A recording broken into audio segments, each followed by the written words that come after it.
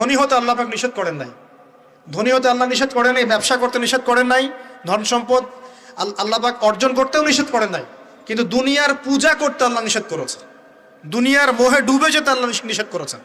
সম্পদ ওসমান রাদিয়াল্লাহু আনহুরও ছিল, কিন্তু সেই সম্পদ তিনি তার প্রয়োজনে যতটুকু লাগতো এতটুকু ব্যয় করতেন, বাকিটা আল্লাহর রাস্তায় ব্যয় করতেন। ওসমান রাদিয়াল্লাহু আনহুর মতো ধনী হতে কোনো সমস্যা আছে? ওর আপত্তি আছে?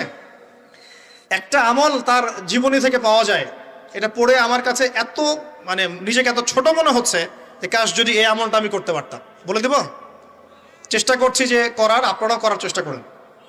উসমান রাদিয়াল্লাহু আনহু ধনী ছিলেন কিনা, তো নবীর কাছে গিয়ে বলছেন যে আমার ধন সম্পদ খুব বেশি বাড়ছে, ইয়া রাসূলুল্লাহ আপনি সম্পদ একটু কমানোর দোয়া করেন তো আমার জন্য। চিন্তা করা যায় মানুষ এমন দোয়া কেউ করবে এই যুগে? আচ্ছা, নবী সাল্লাল্লাহু আলাইহি ওয়াসাল্লাম বললেন তুমি উটের পিঠে, গাধার পিঠে খাওয়া দাওয়া করো, ঠিক আছে, খাওয়া দাওয়া করো। তো তিনি খাওয়া দাওয়া করেন। এখন কয়দিন পরে, কয়দিন বলতে কতদিন আল্লাহ ভালো জানেন, তিনি এসে বলছেন ইয়া রাসূলুল্লাহ আমার তো সম্পদ আরো আগের চেয়ে বাড়তেছে, দেখি আপনি কি দোয়া করলেন, সম্পদ তো আরো বাড়া শুরু করেছে এখন। তখন তিনি বলছেন যে তুমি যখন খাও তখন তোমার হাত থেকে যদি খাবার পড়ে যায় তুমি কি করো?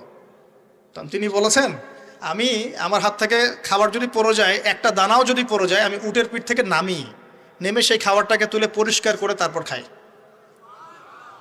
উসমান রাদিয়াল্লাহু আনহু এত ধনী মানুষ, তিনি প্রতিবেলায় 100 মানুষকে খাওয়াতে পারেন, কোনো সমস্যা নেই।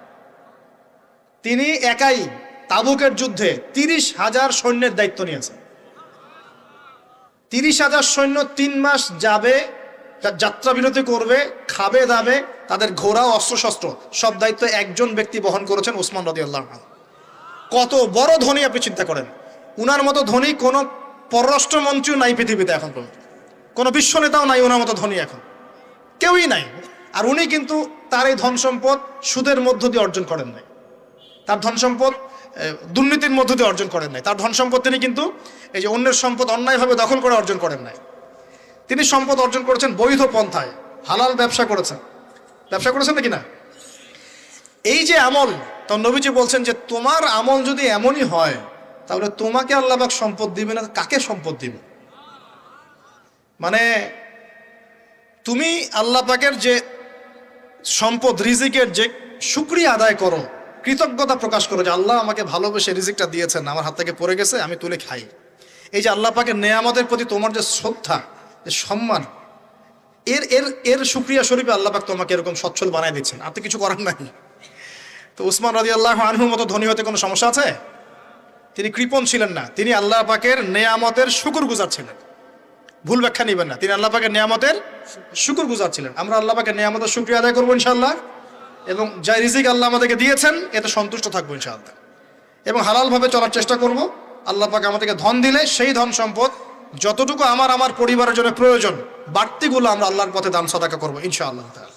আল্লাহ পাক আমাদের সবাইকে আল্লাহর রাস্তায় দান করার তৌফিক এনায়েত করুন, আমিন। সমাজ